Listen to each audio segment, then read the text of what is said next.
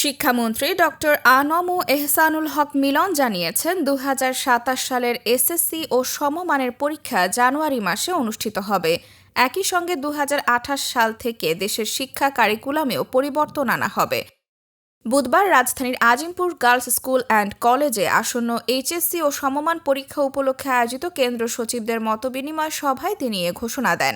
মন্ত্রী বলেন, বর্তমানে এসএসসি ও এইচএসসি পরীক্ষার সময়সূচির কারণে শিক্ষার্থীদের উল্লেখযোগ্য পরিমাণ শিক্ষার সময় নষ্ট হয়, যা দেশের মানব সম্পদ উন্নয়ন ও ডেমোগ্রাফিক ডিভিডেন্ডের ওপর নেতিবাচক প্রভাব ফেলে।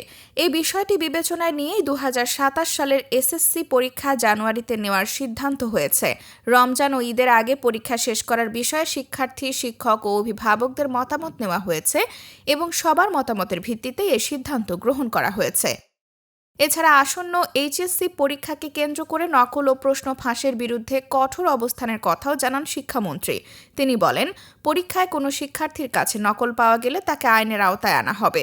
একইভাবে কোনো পরীক্ষা কেন্দ্রে নকলের ঘটনা ঘটলে সংশ্লিষ্ট শিক্ষা প্রতিষ্ঠানের প্রধান বা কেন্দ্র প্রধানের বিরুদ্ধেও ব্যবস্থা নেওয়া হবে। তিনি আরও বলেন, আগের তুলনায় নকলের ধরন পরিবর্তন হয়েছে। তাই পুরনো পরীক্ষা আইন সংশোধন করে বর্তমান বাস্তবতার সঙ্গে সামঞ্জস্যপূর্ণ করা হয়েছে। নকল ও প্রশ্ন ফাঁসের বিষয়ে সরকার জিরো টলারেন্স নীতি অনুসরণ করবে এবং এক্ষেত্রে কোনো ধরনের ছাড় দেওয়া হবে না।